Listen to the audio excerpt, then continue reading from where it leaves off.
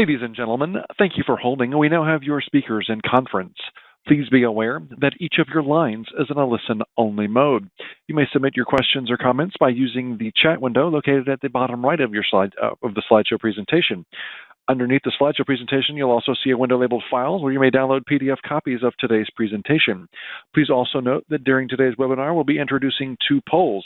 In order for your vote to count, you'll need to click on the circle next to the answer you wish to vote for when the poll appears on your screen. It is now my pleasure to introduce our first presenter, Mr. Chris Hund. Thanks, David. Hello, everybody. Happy holiday season. And welcome to the December 2020 AHA Team Training Monthly Webinar. This is Chris Hund, Senior Director with the AHA Center for Health Innovation. Really happy to have you here today as we talk about engaging patients and families as safety champions and change leaders, which I think is a really interesting topic, and I feel like we'll have a great conversation today. Thanks all for joining, too. I'm seeing that we've got a great crowd coming in, and thank you to the folks from other parts of the world who I know this is either early in the morning or overnight or late at night. So thanks for joining. Rules of engagement for today, you could listen to the audio for two different ways. You could do it through the phone. If you do that, make sure you mute your computer speakers so you don't have weird feedback, or you could listen through your computer. All hyperlinks are active on the screen if you click them, and there will be a Q&A session that's going to be at the end of the presentation. So if you think of something as we go, drop it in the chat, and we will grab the question and populate a nice Q&A for the end. Continuing education credit is available for this webinar. To receive one CE credit hour for this webinar, you must create a Duke OneLink account. If you're somebody that comes to all of our webinars, you've already done this. You only need to create an account once. But what you need to do is just register for the account, activate your account, confirm your mobile number, and text what you see on your screen right now to that phone number. We'll show this again, by the way, at the end of the presentation, and do it after 1 p.m. Eastern Time today. You have a 24-hour window. There is also in the file pod that you see on your screen something that says Instructions for Webinar CE Credit. So that's a great place to look to give yourself a hand with this. So upcoming events from AHA Team Training. You could register today for Team Steps for Change Leaders and Champions online course. This is a 7-week period course where we talk about the framework and tools of Team Steps and how to manage change, build team resiliency, and integrate teamwork practices into the existing workflows of your initiatives. So this is a course that's not a master training course. It's more focused in on taking what you're already doing with Team Steps and how do you make it bigger, how do you build it into other things you're already doing. We just finished our first full 7-week course, and I think it went great. People seem to have a great time, so register today for the second one. There's going to be more to come, too, including the first online Team Steps Master Trainer course that's going to be offered by AHA Team Training. So there will be virtual workshops and courses that you will start seeing advertised very soon. Okay, without further ado, I'm very happy to say hello to today's presenter, Sue Collier, who's the Chief Engagement Officer with Patient-Centered Innovation. In a previous job, she worked with us here at the American Hospital Association, so I can tell you that she's incredibly intelligent and witty and compassionate and will just give you a wonderful presentation experience today, I think. So very happy to say hello to Sue.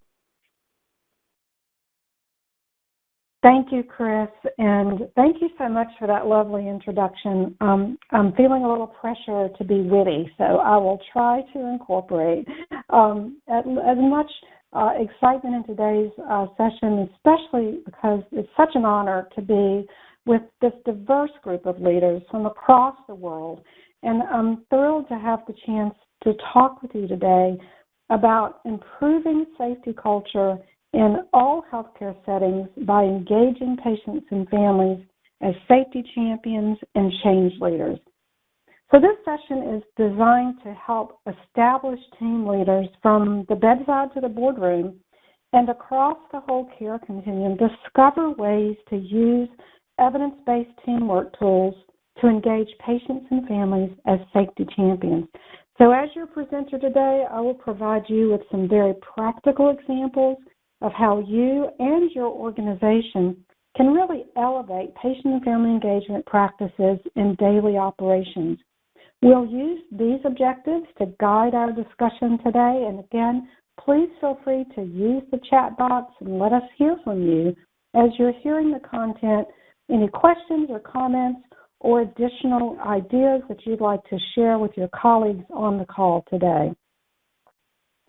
So let's start first with our objective, exploring the roles. I want to really create a shared mental model of what it means to be a safety champion and a change leader, as well as a patient-centered team that recognizes the vital role of patients, families, and caregivers. This is one of my godsons, Harrison. At 5 years old, he decided to be Batman at Halloween. And when I asked him, I said, Harrison, why did you choose Batman? He said, Aunt Sue, Batman did good things. So if I were to ask each of you to name at least one safety champion in your organization, you would probably share the name of someone who does great things, who is passionate about reducing harm, or who takes initiative to promote a strong safety culture, and is seen as someone who is willing to learn and to model new ideas to reduce safety incidences and improve quality. I've had the joy of working with a number of safety teams who have multiple safety champions and who together focus on evidence-based practices shown to reduce harm in all healthcare settings. Because of their passion and modeling of safety behaviors, many safety champions are also seen as change leaders. Change leaders are really individuals who help to influence and inspire others to take action to accelerate patient safety and other improvement efforts. And I really like the Center for Creative Leadership's approach to kind of the 3 C's of effective change leadership. It's communicate, collaborate, and commit. And in many ways, the entire Team Steps tools and strategies help support change leaders who can influence and inspire regardless of whether or not the organization is growing, or maybe they're dealing with uncertainty or a crisis like a pandemic. So change leaders and safety champions, they understand why change is needed and what to do to reduce silos and to work together, and how to adapt to challenges and remain persistent. And that's an important word, persistence, in supporting the changes that are needed to improve care. Effective teams have safety champions and change leaders, but they also recognize that everyone can serve in these roles, including the patient. So we generally use the term patient to describe an individual who is on the receiving end of healthcare. Family is a term that we use to describe persons who may be related in different ways, biologically, legally, or maybe just emotionally. Patients define their family, and they determine how family members will participate in their care and serve as allies for their quality and safety. And the first step, however, to creating a true patient-centered team is to invite the patient and family to be part of the team. And that sounds maybe a little different than the way that we typically view patients, because we often think of doing things to and for patients. But this is really about recognizing that they are ultimately the safety champions and change leaders in their own care. So today we're going to explore how to do that, how to demonstrate that you and your organization have invited the patient to be an active member of the team. And throughout this session, I may refer just to the patient, but when I do that, I'm also including who they designate as family as well. So to understand what a patient-centered team looks like, we first need to understand the term patient and family-centered care into patient and family engagement.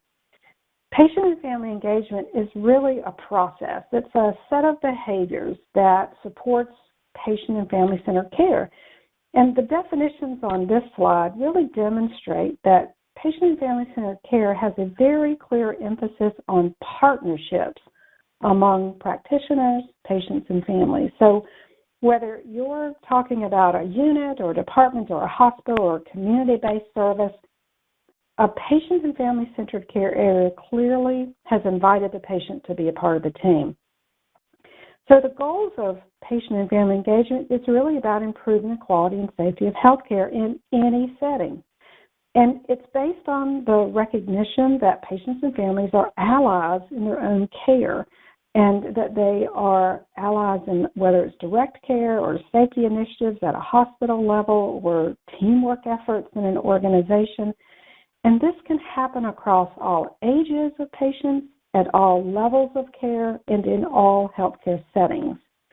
But this collaborative approach ensures that healthcare is responsive to the priorities and the values of the patients and families that we serve. So the core concepts of patient and family-centered care, many of these concepts we see in the Team Steps model. It's the concepts of dignity and respect, where we listen and honor to patient and family choices, information sharing, where we communicate and share complete and unbiased information in ways that are really useful to the patients and families. Participation is another core concept where patients and families are encouraged to participate in decision-making at whatever level they choose. And we're going to talk about different levels of care in just a few minutes.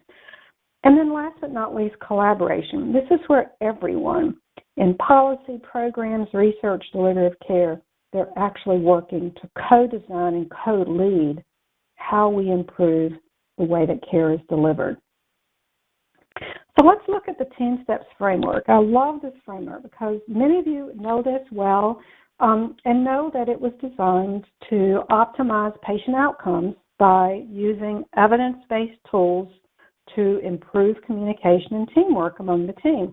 But if you look closely at this framework, you can see at the very core is the patient and the family. And in the team structure, you'll see that the capstone or the apex of the team diagram is the patient. All the tools and strategies in this model can be used successfully to improve communication, team awareness, and information sharing, and to eliminate barriers to safety among all team members. And what I want to explore with you today is how we look at and think about this team structure with the patient actually learning and using many of these same tools and strategies. As we look across the healthcare continuum and we think across all levels throughout what you might refer to as a micro and macro systems, and then you look also system-wide in your own organization, it starts with the patient. We exist to serve patients. Keep in mind, too, that patient bubble at the bottom. That bubble includes patients' living rooms, kitchens, dining rooms, and bathrooms in their home. There is an entire continuum of care within the patient bubble that we often don't see or interact with, but it has a huge impact on the care and the safety of patients, especially when it touches any portion of the systems of care that we might be involved in delivering services. So what do patients think about these microsystems and structures that we've designed to improve their safety? This article provides some really amazing insights on how patients view patient-centered healthcare practices designed specifically to address patient safety. In this particular article, there are examples of what 21 participants who were interviewed from an internationally diverse population of individuals that attended a patient safety workshop that was sponsored by Consumers Advancing Patient Safety. Analysis of the transcripts of those interviews revealed three key findings. Number one, patients and families said, communication relationships, that's like core. That has a really big impact on our experience in healthcare. Again, very closely aligned with the evidence in the Team Steps model. There's also clearly a recognition that trust and expectations are shared emotions. So as a healthcare provider, so I've been in healthcare 40 years. I started when I was 5, so you can do the math and know that I'm only 45. Ha ha. But we recognize that, we have trust and expectations that they're core to the way that we interact with each other as healthcare providers. But patients and families said, what? That's a shared emotion. We also need to recognize the value and importance of trust and expectations, and the importance that has on how safe we feel. Last but not least, they said really patient-centeredness only has meaning when it's applied. So that means basically that successful planning and really enhancing the way in which you make the patient the core of your work and including their voices, and particularly the voices of patients and families who have experienced the trauma of preventable medical error, that by having the patient as a true collaborator, we are demonstrating that we support this whole concept of teamwork and that all teams members matter. Several national and international organizations have also framed a similar view of patients as safety champions, and this includes, for example, Joint Commission that prompted some research in how patients can partner with providers to prevent errors, and then how patients may themselves inadvertently precipitate errors because they do not understand their role or responsibility, or maybe do not feel that they're in an environment that supports them as an active team member. Early studies at the Institute of Medicine, now known as the National Academies of Medicine, changed that traditional paternalistic view of medicine in which patients really have little voice in their care, and so they're overcoming a lot of the historical view that the patient is a passive recipient of care versus an active participant on the team. So when we think about the patient as an active team member, we have to create the opportunity for all team players to work together to meet desired outcomes. So team-based models like Team Steps, they reinforce that all professionals, all team members are capable of functioning to their full extent of their education experience. So think about the patient. What is their level of education experience? Well, they're the expert in their own care, their lifestyle preferences, their decisions about their health. They have a personal stake in their care. Often, though, we may see patients that don't have the skills, knowledge, or confidence to be active agents, or maybe we need to create the space in the environment where they can be actively engaged. And maybe we just have to invite them to the table in very intentional ways and really acknowledge that in order for all team members to function to their fullest extent of their experience, we have to recognize the unique perspectives that patients bring. So as we look at the research and patients as team members, we also recognize there's a very positive association between patient-centered care and clinician well-being, and I am sure that that is top of mind for everyone on the call today. In every setting, as we are collectively facing the challenges of the current pandemic, we're having to recognize and acknowledge the stress and the burnout that's occurring across different settings with our clinicians and our support teams. And it's important that we're thinking and doing things that will help address this burnout and this stress at all levels. So in closing, let's accept that there's an inherent incentive for patients to exercise their interest as a safety champion and change leader and to be a part of the team. So as we think about patients and families and how they play a vital role as safety champions and change leaders, let's recognize that they generally are very passionate, active agents. They have a personal stake in their safety and in any efforts that the team is taking to prevent harm. We also recognize when given the opportunity, many patients and families are willing to learn and engage with new ideas to improve their own care and also to improve the care of others. and that they can influence and inspire action, especially through patient stories where there's evidence of how the patient's inclusion in decision-making and in performance improvement projects really accelerated or elevated progress. So it's important to recognize, too, that patients perceive their care team from their lens, and if the care team's working well together, they're communicating, they're working as a team, they're checking in with each other, they tend to report better experiences and perceive their care to be safer and to be of a higher quality. So it's imperative more than ever as healthcare team leaders, from the bedside to the C-suite, that we're managing every human resource in order to maximize team performance, especially during this challenge of the pandemic. And we know that strong leaders model effective communication and mutual support among all members. So let's think about the patients and families as untapped resources on the healthcare team. So how do we tap into this untapped resource? So up to this point, I have shared with you the what and the why. So let's talk about the how. I'm going to share with you some very specific examples of patient engagement at all levels and settings for each of the team steps' teachable, learnable skills. This is so that you can begin to think about a plan of action to really up your game, kind of leverage this untapped resource that we call the patient. So I want to start first by highlighting 3 levels during which patient-family engagement can be practiced, just to help us kind of get our arms around the variety of ways you can connect with the patient as a safety champion. And I'm going to talk about bedside personal level, organizational level, and community policy level. So think about the bedside or personal level. When we talk about a patient, this is typically where we start and sometimes end in our thinking. This is that one-on-one clinical encounter or direct care level. It could happen in an inpatient room, in a physician office, a clinic room, in a skilled nursing bed, in an ambulatory surgery room, a dialysis center, a COVID biomode unit.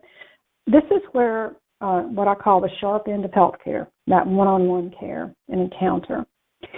When we talk about the organizational level, we're really talking about hospital service line or department, or maybe it's a QI team for a facility. It could be a multi-specialty clinic program or a long-term care facility or a mental health or end-of-life facility. But this is where there's decision-making around policies and procedures that's happening that's influencing what's happening at the personal or the bedside level. At the community and policy level, this is where we're connecting with community resources. We're thinking about all those agencies that address the social determinants of health and health disparities. This could be churches, public health departments, COVID vaccination programs that are community-based, as well as the local, regional, state, and national policy levels. So if we look at the team structure and team steps, we can kind of associate these different levels with that structure. The organizational level covers the coordinating teams and support services and administration. The core team and the patient really make up the majority of that bedside personal level of care. And as we move into our community-based services and we look at policy on overall health and health disparities, we can see how this team structure can begin to expand to embrace the community level, and especially as so much care is moving into the community, particularly during this recent crisis, utilizing telehealth and more home-based care. But again, the overriding principles are that the tools and strategies that we use within team steps and within any teamwork effort can be successfully integrated at any level within healthcare delivery. And when you look at the framework and you see these 4 teachable, learnable skills of leading teams, communication, situation monitoring, and mutual support, it's going to be, I think, vital that we think about these teachable, learnable skills and how we're working with the patient to understand these. So in the next few slides, I'm going to take each of these skills and give you specific examples of how patients can be invited to participate and demonstrate these skills as well. So let's start with communication. So this is that structured process by which Information is clearly and accurately exchanged among team members. So this is where we're being clear, concise, and complete in how we're sharing information, and typically it's done when time is of the essence. So if you think about what's happening at the bedside or the personal level as it relates to communication, bedside shift report is a prime example of how we are sharing information and the patient is part of that conversation. So whether it's at the bedside shift report or during interdisciplinary rounds, we recognize that clear, concise, and complete information should involve the patient wherever possible or their family. This is the same opportunity during safety rounds with information that's used on communication boards near the patient bedside. Family huddles via Zoom is another way in which we're clearly and accurately exchanging information. Telehealth visits. At the personal level, it's important to recognize, and I think this is where we probably do the best or have opportunities to continue to improve in how we're embracing the patient in the room, part of the conversation, part of the communication. When you move to the organizational level and we think about communication, we're really looking at things like having patient stories in service line meetings or at the hospital level, or having patient family advocates that are serving on quality improvement and safety teams, or patient family advisory councils who are getting information, sharing information, who are understanding what's happening within their, not only their personal, at the personal level, what's happening in this organization, how this organization is actually driving patient safety and quality. This can also include having patient advisors and advocates on teams that are interviewing and talking with potential new executives or new managers or new staff. Lots of different ways at the organizational level. And for those of you that may be working primarily in transition groups or in community-based groups outside of maybe some of the settings that are more acute care, making sure that in warm handovers we're communicating information clearly so the patient can manage and control their care across settings. When you look at the community policy level, this is where we're seeing patients or community members serving on community boards and policy teams. There are some communities that have developed safety liaisons that are advising their community on care across multiple settings. Maybe they have actual consumers that are serving on public health department communication teams. There's a myriad of ways. But these are just a couple of examples. And I want to take one specific communication tool, SBAR. We use SBAR in the clinical setting to communicate crucial information that needs immediate action. So we go over what's going on with the patient, a situation, what's the background, what do I think the problem is, and what do I think needs to be done to correct it. Well, let's think about how we can help patients use SBAR themselves. So I've actually been involved in a number of programs where we taught patients how to use SBAR for their own care. So in this case, the situation is they describe what they think is going on. If they have an issue that they believe needs to be communicated clearly, they can give you in a nutshell what are the symptoms, what are the things going on. Their background is what they believe is important in their medical history to share with you as a provider. In the assessment, they talk about whether or not they've had these issues or symptoms before, and if so, what did they do? What happened? And if not, what do they think is going to go on? And then they have an opportunity to say, this is what I feel like I need, or here's the things that I think will help address this particular situation. Again, it's thinking differently about these tools and about how these tools are teachable, learnable skills with patients and families. It's also important to know that when we talk about closed-loop communication, this is where we do call-outs and check-backs whenever possible to be sure that everybody on the team is clear on what's happening. So think about how, as things are happening on a clinical area at the personal level or in the community or in the organization, are we informing patients simultaneously as much as possible, or helping the patients anticipate next steps in their own care or next steps in how the organization is handling patient safety? Do we engage them, give them specific tasks, check back with them to make sure that the information that we've shared about the plan of care is truly mutual and that it's understood? And especially during transitions of care, do we provide patients with the information, even any background or assessments or actions taken?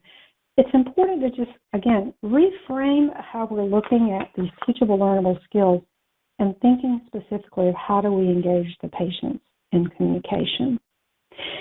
So the next example is mutual support. And just as a quick reminder, you have access to all of these slides today. There's a lot of content, but I'm going to be hitting the highlights. But you'll have a chance to go through and really think through with more time each of these levels and each of these examples.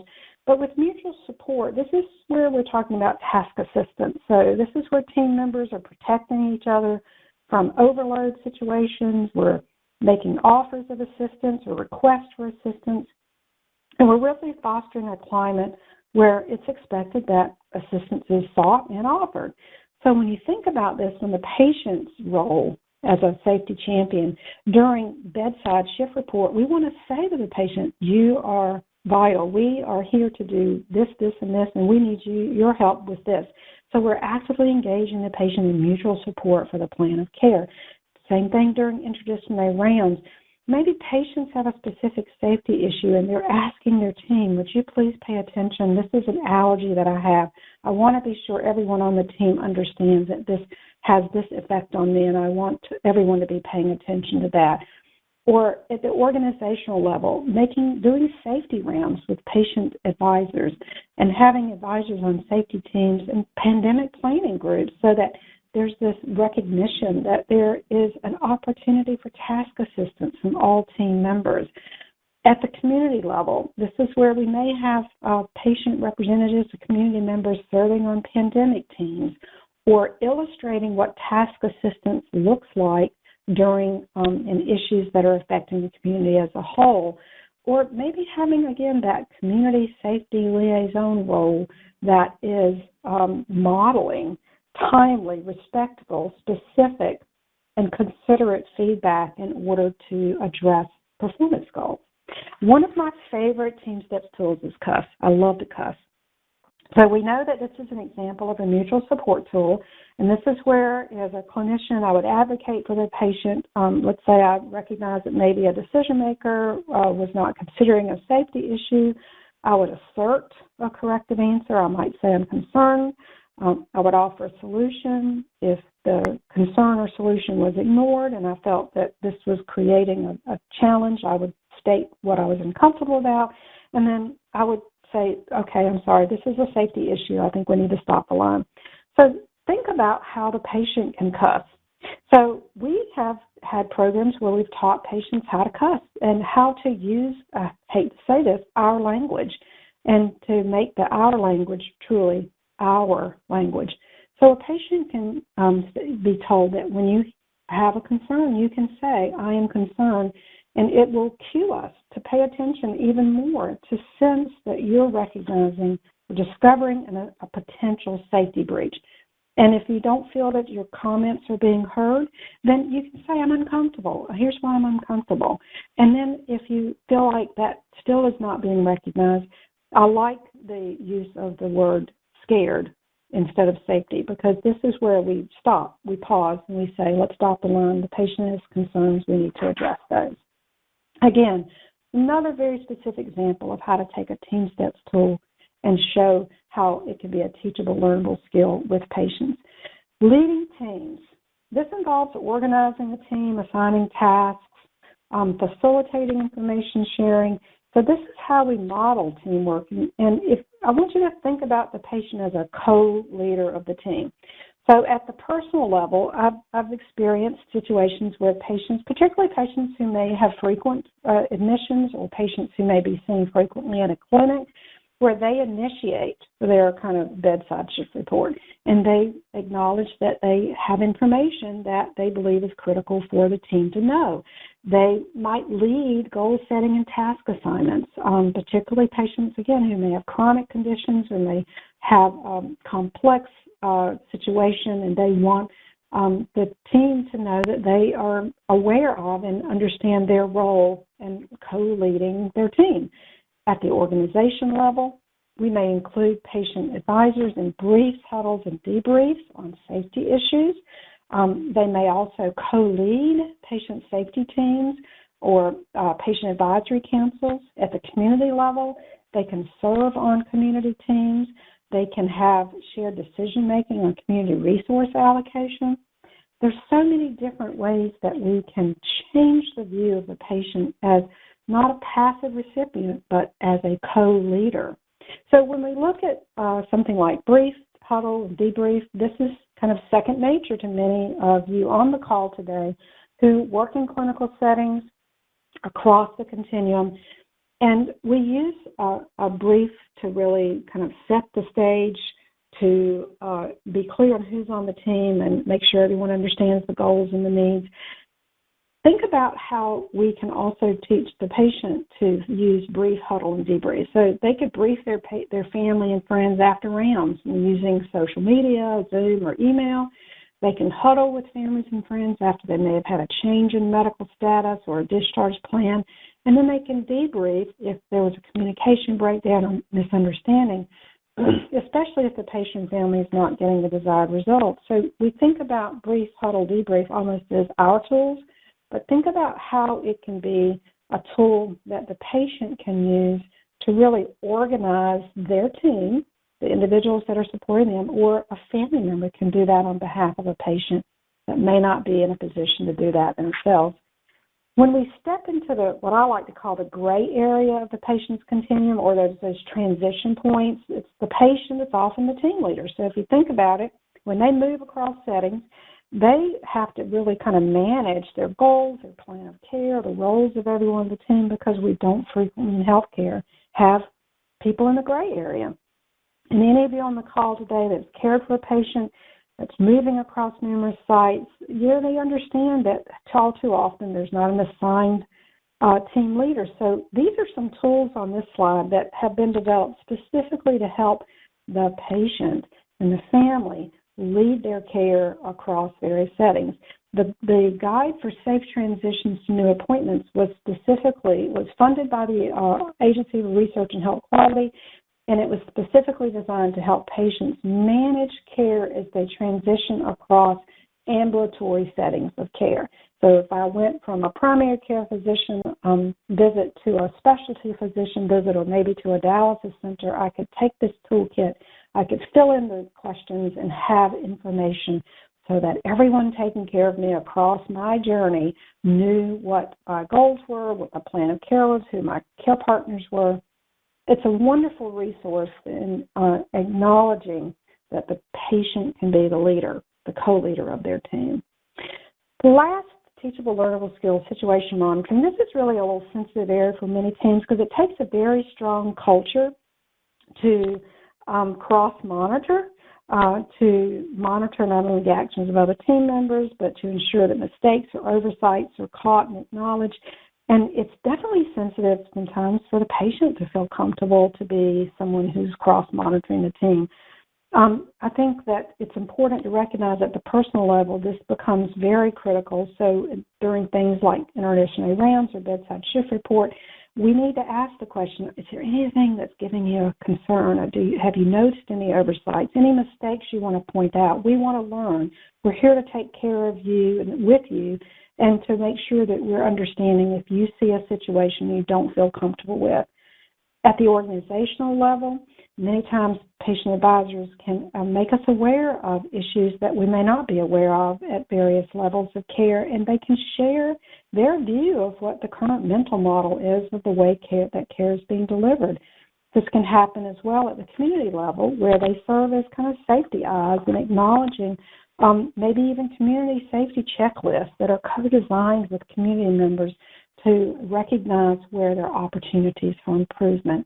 So even something as simple as the STEP approach, we can think about this from the standpoint of if we're looking at progress toward a goal, what is the patient's view of their progress and what their view of the status is, and whether or not the team goals include what the patient's goals and the patient tasks involved. So again, all of these can be adapted or adjusted in order to recognize the patient's role. So last but not least, let's talk through some opportunities. And we're going to share with you a poll question because you've heard a lot of information up to this point, and I want to hear what your organization is doing. So please answer using just one of these answers. Let's just say you do all of these in your organization, pick the one that you believe you're the best at in how you're engaging patients as safety champions. And we're going to see where the audience is relative to some of the challenges and some of the opportunities that you've heard about thus far in today's program. And again, I've been focused on the content, looking forward to hearing your questions in a few minutes, but I'm so happy to see the chat box has been busy. So it looks like it appears that in a number of organizations, you're asking patients and families at the bedside if they have safety concerns. So a lot happening, it looks like, at the personal or the bedside level. About 30 of you have organized PFACs or patient family advisory councils. I see that we have a few that you're unsure how you engage patients as safety champions. This is a great way, this is a really simple poll too, questions that you can use to identify where those opportunities might be within your organization. And so let's do this. Let's just share with you. I think it looks like we can close the poll because we've heard from some of you. Thank you so much for sharing. Sounds like we have some opportunities to really assess where you may have a chance to improve patient engagement in your organization. I'm going to share with you just a few tools. There will be links to all these tools at the end of the slide deck. These are 5 metrics that the Partnership for Patients program used for many years as kind of starting points and how you can begin your journey as an organization in improving the level of patient-family engagement. So it's something as simple as having a pre-admission planning checklist or bedside reporting so that at point of care you're engaging the patient, or having a designated PFE leader or PFAC, and then also having a patient serving on a board of directors. There are many assessment tools that you can use to evaluate where your organization is and where the opportunities are. I use this tool. It's a tool that was developed by the Institute of Health Improvement along with Children's Hospital, and this tool was the aha moment for the board that I was working with at the time to acknowledge the gaps that we had in so many levels and in so many areas where we could identify ways to more actively engage patients and families as partners. The Institute for Patient Family Centered Care has a really simple checklist of attitudes that is a good, I like to say this is a good meter of where the readiness is of your team members to really see the patients as partners. So asking questions like, do I believe that the patient and family bring unique perspectives and expertise? And do I think that patients and families can look beyond their own experiences and issues? This gives you a really good snapshot view of how you can begin to identify opportunities to change attitudes. So in the next few minutes, I'm just going to introduce a very high-level approach that you can use to create a more patient and family-centered culture and improve teamwork and communication. It starts with really establishing clear goals and recognizing that PFE, or patient-family engagement, is a priority. So having executive leaders, sponsors, individuals from the bedside to the boardroom clearly show that this is a commitment. In a recent survey from the American Hospital Association, it was shown that a significant portion of hospitals didn't even respond to the question of, have you established a patient and family advisory council to actively engage the perspectives of patients and families? Nearly 2/3 of the respondents either said no or did not respond. However, I think it's encouraging that you see a couple of thousand of all hospitals, over 1,600 of AHA member hospitals said yes, they do. So it's clear that this is a viable and current practice. So if you don't have a PFAC or you don't have the role of patient family advisors in your organization, this may be a good place for you to start. But it's important that you're being really clear on why is this important to your organization, what is it that you can do, how and when. So in other words, dream big, set goals, and then act. This is a good way for you to begin to develop that next step, and that's a culture of teamwork. This is what one of the patient advisors I work with has said, just do something. Look at some of the examples that I've provided by levels of care and settings, and think carefully about how you as an organization might just pick one idea at one level and start doing a small test of change. Having patient-family advisor roles identified, involving advisors in safety rounds or on performance improvement teams in your organization, these are all examples that have already been demonstrated to be successful in so many organizations, and it's important, I think, for you to just do it, just start somewhere. And then in step 3, you're going to need to think about how do you sustain this change. So you think about all the different initiatives you may have led or started in your organization. One of the best ways, in my opinion, to create that bridge over time where you've spent all this time providing education and resources and support is to tie it to metrics. So laying out very clearly what are examples of how you're embedding these principles in your day-to-day practice, that you're clearly communicating that there's value in terms of impacting quality and safety. You're acknowledging that this is not a one-and-done activity, but it involves being very clear about how well your organization is improving relative to engaging patients and families. And then last but not least, I like to call this phase persistence pays off. So this is where you're coaching and mentoring and doing a lot of feeding and watering and nurturing the work that you've already done. So you're involving, it's not only become part of your daily work, but you're providing ongoing opportunities to brief and debrief, to provide feedback, to constantly accelerate or add to your strategies and your ideas. I think this is, to me, one of the more fun phases because you have, as an organization, advanced to the level of recognizing you're now mentoring and coaching patients as safety champions and quality leaders. So setting a goal, making a plan, getting to work, and you can do this whether you're doing A3 problem solving, DMAC, Gemba walks, PDSAs, high reliability, whatever methods you use in your organization, engage the patient as a member of the team. So I'm going to pause here and ask you in the chat box, if you haven't already done this, put what is one thing you will do to ensure patients are more engaged in your teamwork efforts after you leave today's presentation. I'd like to be able to look at these ideas and your commitment after today's presentation.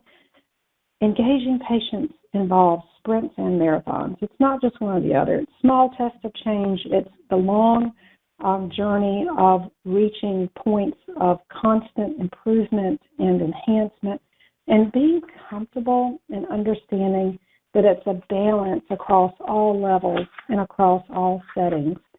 So as you think of your questions, look at these key takeaways. Patients, families, and communities are untapped resources in your organization's patient safety initiatives. Patients can be safety champions and change leaders across the care continuum, and there are numerous opportunities to engage patients and families. The Team Steps tools can be adapted to engage patients as change agents, and all team members need support to embrace this new role of the patient and family as safety partners. Here are some selected websites and resources for your use. It covers many of the comments around evidence and application of some of the strategies for your use after today's presentation. And I'll turn it back over to Chris. Thanks, Sue. I love looking at all the ideas coming in the chat. And I can be I was a guinea pig, a personal guinea pig utilizing SBAR as a patient. And it works quite well even when the clinical staff didn't know it was coming. So it's a great tool. So I think it's wonderful. So thank you all. Before we get into having a Q&A here, we want want to just offer the option for any of you to join us for an office hour with Sue next Wednesday, December 16th, from 1 to 2 p.m. Central Time. And so what we're going to do here is we'll continue the conversation, get questions answered, chat more deeply on all of these ideas over Zoom. So our Zoom has a limited capacity, so we could only accommodate the first 100 attendees that sign up, and there's close to 400 of you on the call today. So that, if you're interested, go over and do it. To access the login details, you must use Mighty Network. So that's our social platform that we utilize. So you would need to sign up. It's free. You don't get anything crazy from us because of it, but it's a great community to find out more about team training. So that is going to be a lot of fun, I think, and a great next step in our thinking around this work. So we've got a couple minutes for questions still. So Sue, I've been trying to gather questions and find them in all of the wonderful chat that's been coming. Something that came up more than a few times was very, relevant to our current situation with COVID. How do you bring in those family advocates when somebody, can't bring that person with them? They're in the hospital or they're visiting their provider. And I know that I saw some great comments about, making sure to include them on the phone. But is there anything else that you've heard about, making sure we get those folks the ability to be there to be advocates with their loved ones? Sure. So I'll give you two really good examples and then encourage you to think about how you can accelerate some of the opportunities you already have in place to connect with your community. One example I heard was that family members or patient advocates were encouraged to kind of fill out that kind of one-pager approach, almost like an S-bar. What is it that you want to be sure as the patient advocate we understand about your loved one? And it could be something very personal about what they enjoy in terms of music, or it could be something that was very clinical or clinically related and not just allergies. Maybe it was something around how they like to sleep on their particular way at night. But the idea is that you're giving them a task, you're giving them something that's tied to their advocating on behalf of the patient. And these can be dropped off at the entrance of the hospital. They can be communicated in the community that in advance, so in anticipation, unfortunately, of individuals entering your doors, whatever that door might be. It could be a clinic, it could be a hospital, it could be a community-based service, but doing the kind of preparing advanced work, but also having some of those conversations now. Another example I've heard is to acknowledge that we are in an unusual time, but you have tools and resources, whether it's through telehealth, through the phone. You can set up lines where families can leave messages specifically for their loved ones or information. I think the opportunities are endless, but I would say take advantage of the techniques and the methods that you've used to further your connections to the community and take advantage of that. So if, let's say, someone is being served by the public health department, is there a way that if they're being seen in the public health department, they can be sharing information about who they're advocating for in the hospital, or vice versa? I thought the idea of dropping information off at the front of the hospital with cards and information about things that you want the staff, the team to know about to the patient was a really incredible way to acknowledge and recognize the role. No, that seems like a good creative way to do that. So another question is, a lot of the patient inclusiveness and family inclusiveness we were talking about, was at the bedside or, in an office setting. Any advice about folks that are in a surgical setting that might be about to go into surgery or are coming out of surgery, and how to include the patient there and empower them? Sure. So I think there's what I call the proactive strategies, and then there are the reactive strategies where there may not have been an opportunity to prepare. So let's say it's emergency surgery or it's scheduled surgery, but the advocate may not have been identified prior to the person coming in.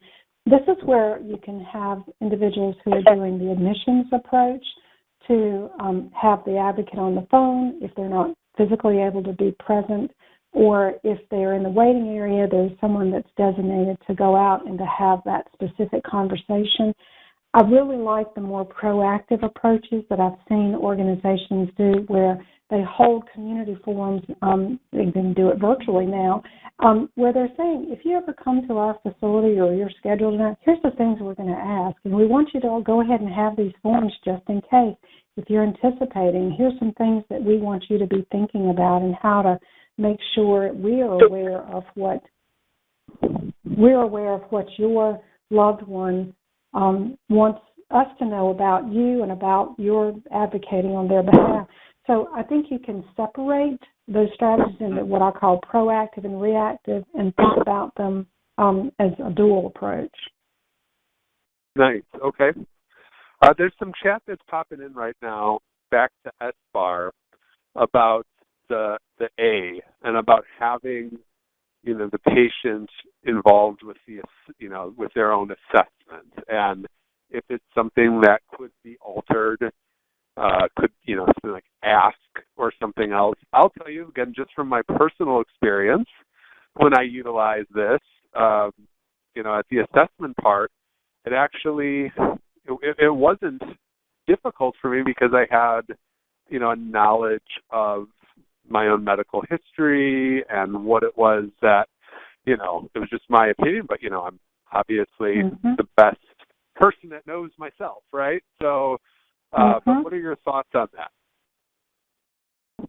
So what I understand the question to be is how do we garner the assessment from the patient? Is that what I want to be clear on what the question is.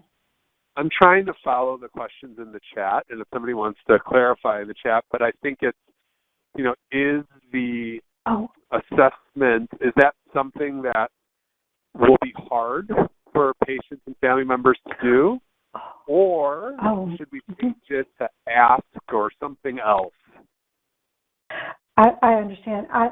This is going to sound oversimplified, but I think one of the most powerful things we can learn to do is ask open-ended questions. And so it doesn't have to be complex. It doesn't have to be the 3-page, single-spaced, 50 questions kind of assessment. So just think about like 2 very simple open-ended questions. What would make the biggest difference in the way in which we care for your loved one? And you can either do it one-on-one through an interpreter. It can be translated. But the essence is that you tell us top of mind what are the things that matter the most to the person that we're caring for, to you as a patient. Another really great open-ended question is if you were getting taken present with your loved one, what would be the things that you would make sure we're paying attention to? So in other words, think about how that you can really not make this too complicated and not make it overwhelming for the patient or the family member. Simple, open-ended questions. It could be 3 on a page that could be either done over the phone, face-to-face, or in writing with an interpreter or with a translator, depending on whether it's written or verbal. But I think open-ended questions are an underutilized talent. Thanks. No, thank you, Sue. Well, speaking of questions, that's going to be it for our Q&A portion today, I think. But like I said, there's an opportunity to keep talking with Sue over Zoom next Wednesday. So you've got a week to, kind of let this percolate and marinate and think about it, and we'd love to have you for that free event from 1 to 2 p.m. Central Time next Wednesday the 16th. So head over to Mighty Network to register. Final reminders is that We do very much value what you say in evaluations and review it on a monthly basis. So please complete the evaluation form that will be sent to you in your email shortly. For continuing education, on screen you'll see that there is the text number again, as well as the code you are supposed to text into that number once you've set up your Duke OneLink account. So make sure, if you're interested, to get that 1 credit hour of CE, and that covers nursing, medical, pharma, and other. So please make sure you go ahead and do that. And then without any further ado, just love for you to stay in touch if you have any questions. And we'd like to wish you all a happy holiday season. And Sue, thank you so very much again for your wonderful presentation. Thank you, Chris.